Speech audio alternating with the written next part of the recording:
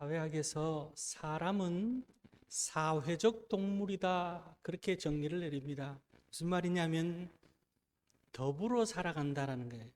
관계를 맺으며 홀로 독립적인 존재로 사는 것이 아니라 관계를 맺으며 그렇게 살아가는 것이, 사회성을 갖는 것이 사람의 특징이다라는 거죠.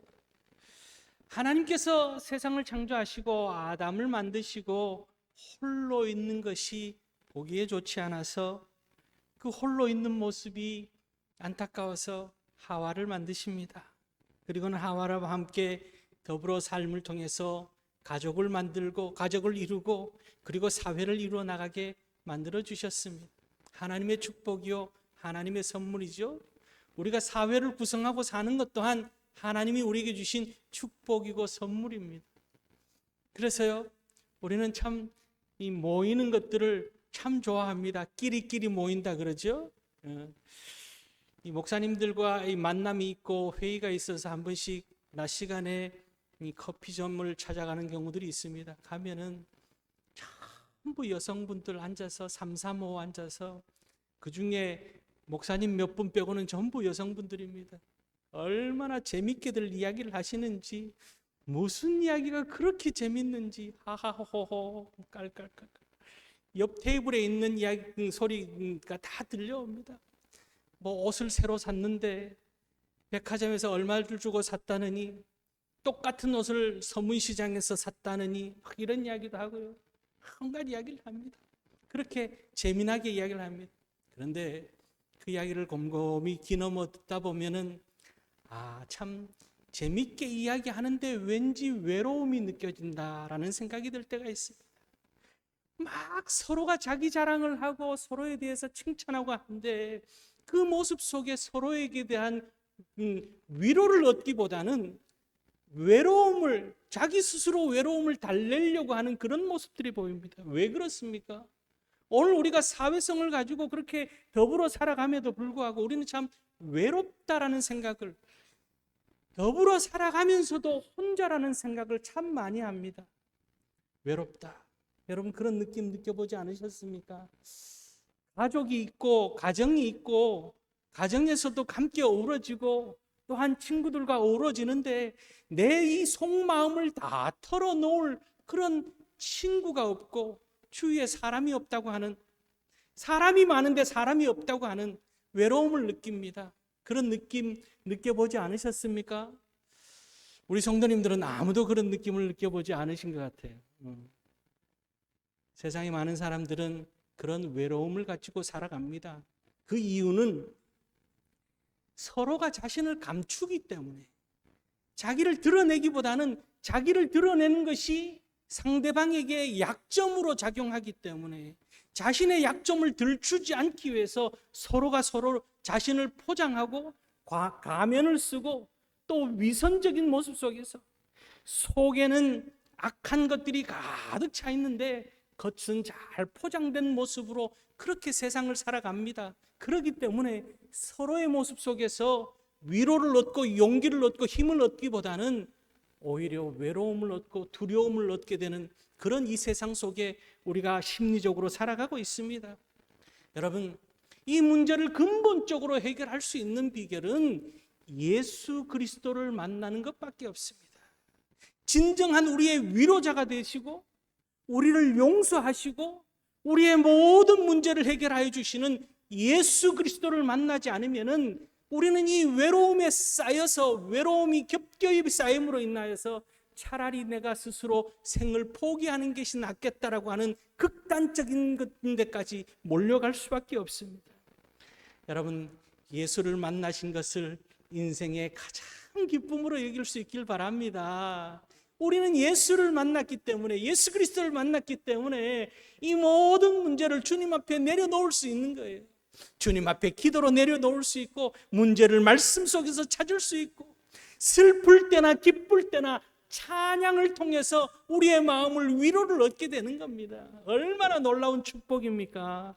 이 놀라운 축복, 참된 구주가 되시고 위로자가 되시고 능력이 되시는 주님과 함께 동거동락하는 우리 사랑하는 성도님들 늘 행복하게 살아갈 수 있기를 바랍니다.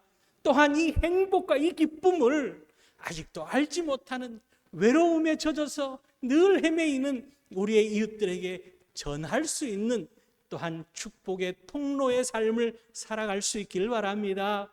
자, 그렇다면 우리가 전해야 되는, 우리가 경험하고 우리가 전하는 예수 그리스도는 누구신가?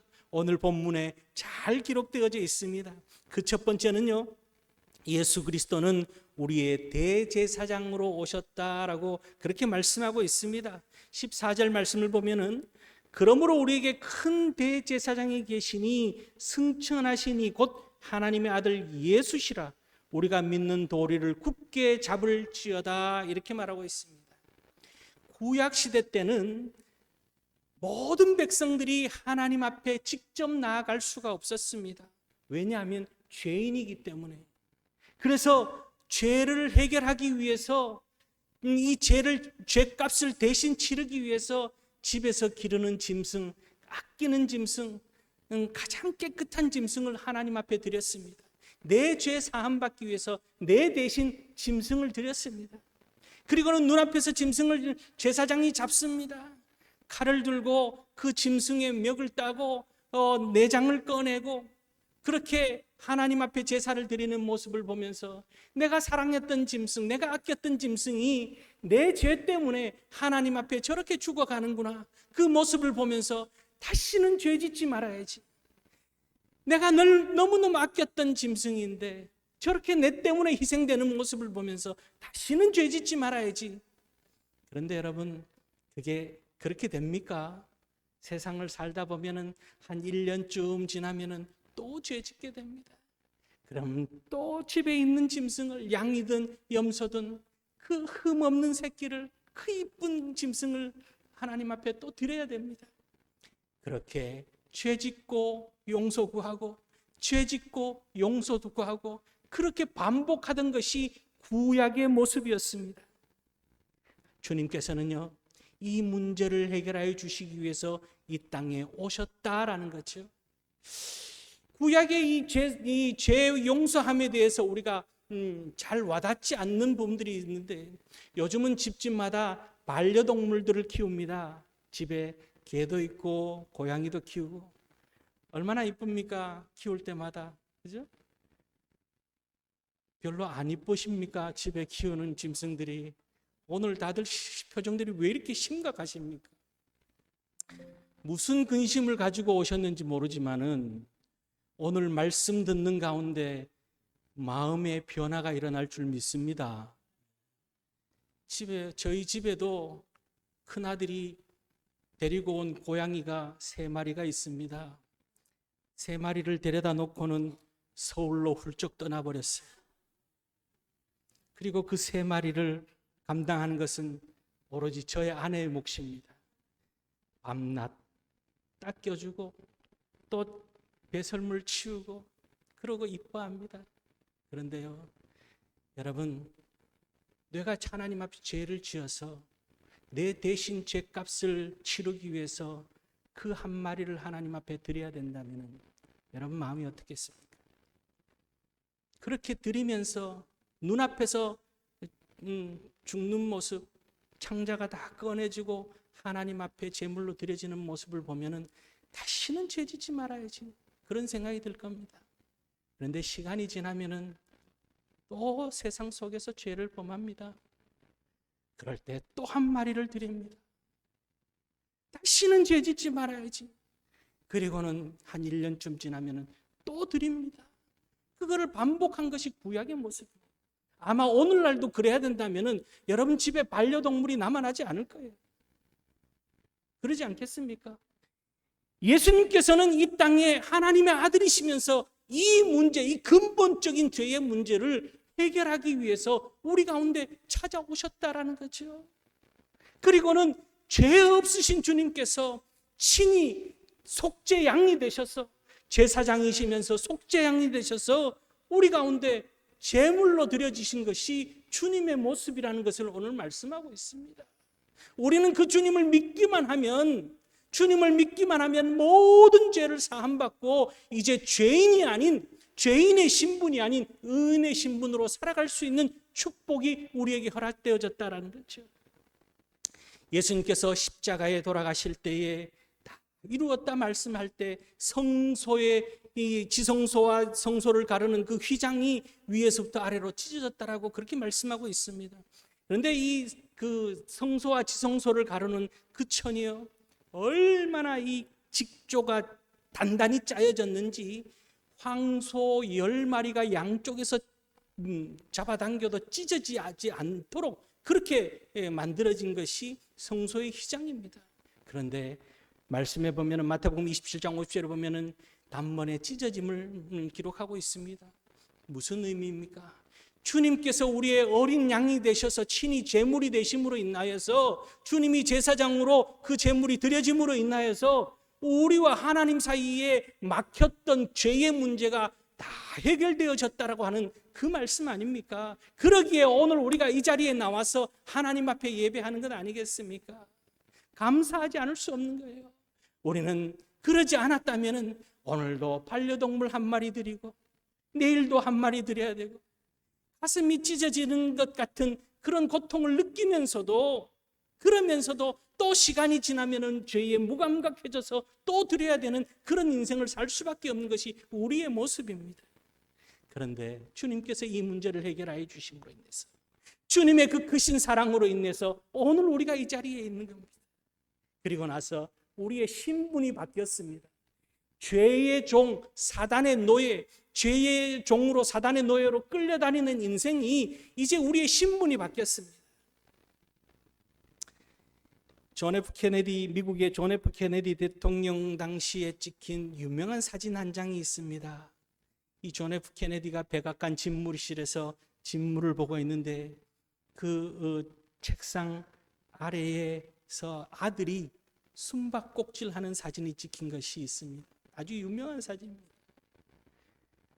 아버지가 대통령이어서 집무를 보고 있는데 아들은 그 백악관 집무실에서 숨바꼭질하고 장난치는 모습이 찍혔습니다. 누가 그럴 수 있습니까? 아들이기 때문에. 그렇죠? 아들이기 때문에 가능한 얘기예요. 누가 백악관 집무실에, 전 세계 누가, 어느 누가 미합중국 대통령 집무실에서 숨바꼭질을 할 수 있습니까? 아들이기 때문에, 대통령 아들이기 때문에. 오늘 하나님께서 우리를 하나님의 자녀로, 예수 그리스도의 십자가 보혈로 이제 우리를 하나님의 자녀 되는 권세를 우리에게 허락해 주셨습니다. 하나님의 자녀 되는 권세를 주셨기에 우리는 이 성전에 나와서 하나님 앞에 기뻐하며 찬양하며 예배하며 즐거워할 수 있는 축복이 우리 가운데 허락되어졌다는 사실입니다. 아멘이죠. 또한 여러분 펄 끓는 뜨거운 그릇을 우리가 그냥 잡을 수 있습니까? 아니, 그것뿐만 아니라 조그마한 뜨거운 것이라도, 용광로 같은 그 뜨거운 것들이 있으면 우리는 그냥 쉽게 다가가지도 못합니다. 하나님의 거룩이라는 것은요, 우리가 다가갈 수 있는 것이 아닙니다. 구약시대 때 제사장들이 제사를 드리기 위해서 지성소로 들어갑니다. 지성소로 들어갈 때 제사장 허리에는 끈을 달고 들어갑니다. 방울을 달고 끈을 달고 들어갑니다. 방울을 달고 끈을 달고 들어가는 이유는 제사장이 지성소에 들어가서 죽는 경우가 있습니다. 제사장이 자신의 죄를 하나님 앞에 다 해결하지 못하고 제사함으로 인해서 하나님에게서 죽임을 당하는, 거룩한 하나님 앞에서 죽임을 당하는 경우들이 있습니다.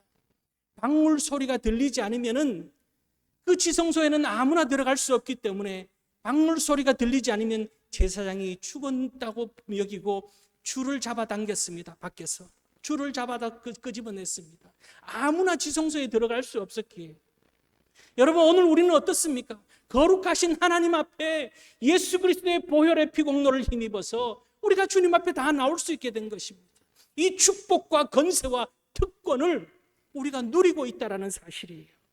이 주님의 대제사장 되심, 주님의 어린 양 되심의 그 보혈의 피공로로 오늘을 우리가 복되게 살아가고 있음을 기억하며 늘 마음 벅찬 그 감사로 그렇게 주님 앞에 감사하며 그 은혜를 잊지 않고 이 놀라운 주님의 그 크신 사랑을 자랑하며 증거하며 살아가는 그리스도의 증인된 삶을 사는 우리들이 될 수 있기를 주의 이름으로 축원합니다. 두 번째는요, 우리 주님은 우리의 연약함을 알고 계신다, 그렇게 말씀하고 있습니다. 15절 말씀을 보면은 우리에게 있는 대제사장은 우리의 연약함을 동정하지 못하실 것이가 아니요 모든 일에 우리와 똑같이 시험을 받으신 이로되 죄는 없으시니라, 그렇게 말씀하고 있습니다. 하나님의 아들이신 예수님께서, 전능하신 하나님이신 예수님께서, 흠없는 예수님께서, 죄 없으신 예수님께서 우리와 똑같은 인간의 몸을 입고 이 땅에 오셨습니다. 인간의 몸을 입고 이 땅에 오셔서 우리와 같이 배고픔도 느끼고 추위도 느끼고 더위도 느끼고 더 나아가서 고통도 느끼며 그렇게 사셨던 분이 우리 주님이십니다. 이 땅에 오셔서 하나님 나라를 전파하시고 천국 복음을 가르치시고 많은 병자를 고치시는 가운데 이 유대 지도자들에게 미움을 당합니다. 결국에는 어떻게 됩니까? 유대인의 왕이라고 하는 그 제목을 가지고 또 제자들에게까지 다 배신당하고 가시멸관을 쓰고 채찍질 맞으며 골고다 언덕길을 올라갑니다. 새 조각이 붙어있는 그 채찍질을 맞으며 등에 찢어나가는 그 고통을 다 경험하십니다. 그 고난과 고통을 인간의 몸으로 오셨기 때문에 다 경험하신 거예요. 주님께서 이 고통을 다 경험하셨기 때문에 오늘 뭐라 그럽니까? 우리의 연약함을 동정하지 못하실 리가 아니요. 오늘 우리가 외로움을 겪고 또한 시기와 질투 가운데 누명을 쓰고 또 여러 가지 어려움과 아픔 가운데 살아가고 있는 우리의 모든 아픔을 주님께서 다 아신다는 거죠. 세상 사람들 아무도 몰라도 주님은 아신다는 거예요. 오늘도 지금 주님께서 우리 가운데 오셔서 말씀하십니다. 아무개야, 내가 안다. 아무개야, 너 외로운 건 내가 안다. 아무개야, 너 문제 지금 어떤 문제를 가지고 있는지 내가 다 안다. 주님께서 모르시는 분이 아니시라는 거죠. 우리 주님께서는요, 여러분 한번 생각을 해보세요. 주님께서 얼마나 외로우셨겠습니까? 주님이 메시아로 오셨는데 예수님이 메시아인 줄 아는 사람이 아무도 없었습니다. 그의 어머니 마리아만 성령으로 예수를 잉태했고 출산했기 때문에 어느 정도는 알고 계셨겠죠. 그 외에 그 누가 예수님이 이 메시아라는 것을 알고 있었겠습니까? 예를 들어서 여러분, 매주일 여러분들 앞에서 하나님의 말씀을 전하고 있는 이 목사가 어느 날 설교를 하다가 말고는 여러분, 제가 하나님의 아들입니다. 믿어지십니까? 이때는 아멘 하면 안 돼요. 여러분, 제가 여러분들 앞에 내가 하나님의 아들입니다. 믿으세요. 그런다고 여러분 믿어지십니까? 안 믿겨지는 거예요. 그럴 일도 없지만, 그죠? 그러면은 이제 이단이 되는 거고. 그럴 일도 없지만 여러분들이 안 믿습니다. 예수님 당시에 예수님의 모습은 그렇습니다. 얼마나 외로웠겠습니까? 아무도 믿어주지 않는데 심지어 그 제자들, 사랑하는 제자들까지도, 베드로까지도 주님을 부인하고 다 뿔뿔이, 자기들이 생각했던 메시아가 아니기 때문에 다 뿔뿔이 흩어지는데 그 외로움을 겪으신 주님이기에 오늘 우리의 외로움도 아시는 거예요. 그래, 내가 너 외로운 거 안다. 너 지금 홀로 힘들어하는 거 내가 다 안다. 우리의 연약함과 우리의 아픔을 다 아시는 주님께서 오늘도 우리 곁에 찾아오셔서 말씀하십니다. 내가 너를 아노라. 세상이 너를 몰라줘도 나는 너를 아노라. 우리는 세상이 알아주기를 바랍니다. 누가 알아주기를 바랍니다. 누가 칭찬해 주기를 바라고 누가 인정해 주기를 바랍니다. 이름 석자 알아주기를 바랍니다. 그러나 여러분, 세상은 필요에 따라서 알아주는 거예요. 내가 필요할 때 사람들이 알아주는 겁니다. 내게 있는 물질이 필요한 사람들이 나를 알아줍니다. 내가 가지고 있는 권세를 필요로 하는 사람들이 나를 알아주는 거예요. 그런데 주님께서는 그런 조건 따지지 않고 오히려 우리의 아픔과 우리의 외로움 다 알아주시는 분이 우리 주님이시라는 거예요. 온 세상 날 버려도 주 예수 안 버려 끝까지 나를 돌아보시니 주는 저 산 밑에 백합 빛나는 새벽별 이 땅 위에 비길 것이 없도다. 아멘. 그렇죠? 온 세상이 날 버려도 주님은 우리를 버리지 않으신다는 사실을 기억하고 주님 안에서 우리를 잘 아시는 주님 안에서 오늘도 주님 나 아시지요? 주님 내 형편 잘 아시죠? 다른 것은 주님 앞에 이야기 안 했대요. 주님 나 아시죠? 예전에 우리 믿음의 선배들이 그렇게 주님 앞에 나와서 우리 어머니들이 아이를 들쳐업고 그 마룻바닥에 엎드려서 그렇게 기도했어요. 그렇게 찬양했어요. 아시지요, 아시지요. 그것만 했어요. 주님 아시는 거예요. 주님만 알아주시면 되는 겁니다. 그 주님이 우리를 알고 계심에 감사하며 주님 앞에 다 내려놓을 수 있는, 세상 앞에 쏟아놓는 것이 아니라 세상 앞에는 쏟아놓을 수 없어도 주님 앞에 쏟아놓을 수 있는 그런 우리들이 될 수 있길 바랍니다. 세상에 많은 사람들이 수고의 짐을, 죄짐을 짊어지고 가고 있습니다. 그들에게 주님을 소개하고 그들 또한 우리처럼 주님 앞에 나와서 그 죄짐을, 수고한 무거운 짐을 다 내려놓고 아시지요, 아시지요. 주님 아시지요.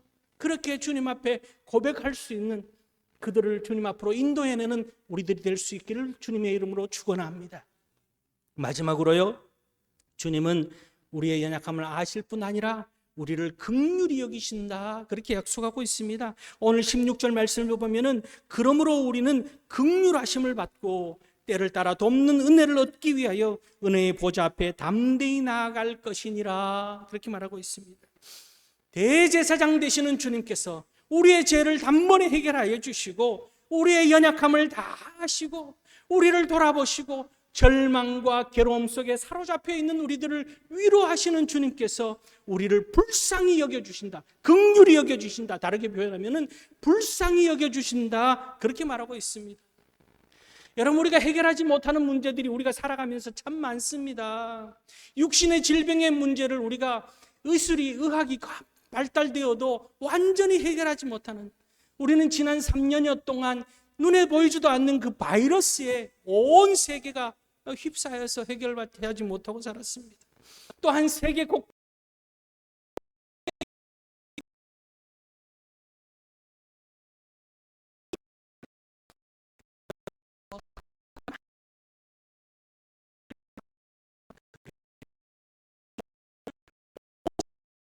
해결하실 수 있는 분은 우리 주님밖에 없으시다기, 주님께서 우리를 긍휼히 여기실 때 이 모든 것들을 해결할 수 있다는 사실을 오늘 말씀하고 있습니다.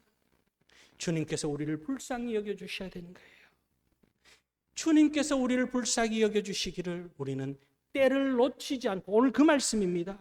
주님께서 우리를 긍휼히 여겨주실 때 때를 놓치지 않고 주님 불쌍히 여겨달라고 주님 앞에 기도하며 나아가서 주의 은혜를 받는 복 있는 인생을 살아야 한다, 지금 그 말씀하고 있는 겁니다. 성경에 보면은요, 나면서부터 시각장애인이었던 바디메오가 등장합니다. 태어나면서부터 시력을 잃어버렸습니다. 근데 청력은, 귀는 살아있습니다. 예수에 대한 소문을 들었습니다. 그리고는 마침 예수님이 지나간다는 소식을 듣습니다. 바디메오가 어떻게 합니까? 주여, 다윗의 자손 예수여, 나를 불쌍히 여기소서. 다윗의 자손 예수여, 나를 불쌍히 여겨주시옵소서. 주님, 나를 긍휼히 여겨달라고 그렇게 부르짖습니다.